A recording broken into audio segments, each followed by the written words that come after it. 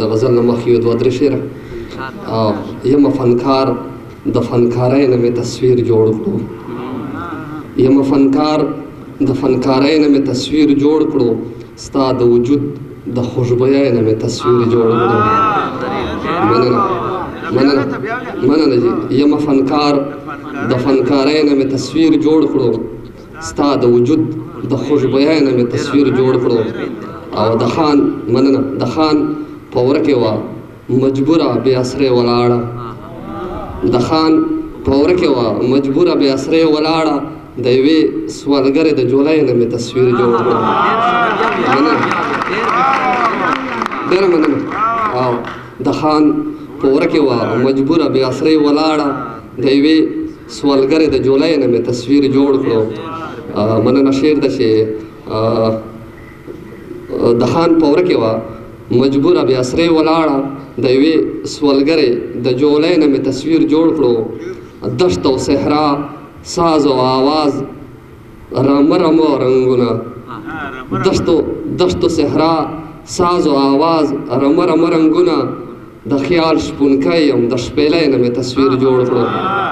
مننه غزل مطلب دو چې په محفل کې د معیار خبره نشي کوی طاهر صاحب چې په محفل کې د معیار خبره نشي کوی خاموشي ښه ده چې د کار خبره نشي کوی مننه ډېر مننه او چې په محفل کې د معیار خبره نشي کوی خاموشي ښه ده چې د کار خبره نشي کوی او مننه ته د دې نوي دور نوی زلمی نوی سړی ته د دې نوي دور نوی زلمی نوی سړی ته د پښتو او د دستار خبره نشي کوی مننه ته د دې نوي دور نوی زلمی نوی سړی ته د پښتو او د دستار خبره نشي کوی شعر ده چې دومره خو وکړه چې په زړه کې خو یې بد وګڼه درني صاحب دومره خو وکړه چې په زړه کې خو یې بد وګڼه یو خطاکار ته که په جار خبره نشي کوی مننه ډېره مننه او دومره خو وکړه چې په زړه کې خو یې بد وګڼه یو خطاکار ته که په جار خبره نشي کوی او زړګیا څومره په پښتو او په حیا مین یې زړګیا څومره په پښتو او په حیا مین یې چې په غزل کې هم د یار خبره نشي کوی مننه زړګیا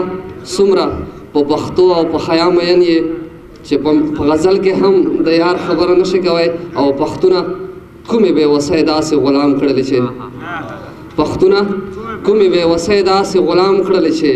په خپله خاوره د اختیار خبره نشي کوی مننه ډېره مننه ګران صاحب مننه پښتونه کومې بې وسۍ داسې غلام کړلې چې په خپله خاوره د اختیار خبره نشي کوی ادریس خان صاحب مکتار دو جي دواړه د یو غولي د یو کور د نغړي خلک یو دواړه د یو غولي د یو کور د نغړي خلک یو زه د تنور ته د انګار خبره نشي کوی ډېره مننه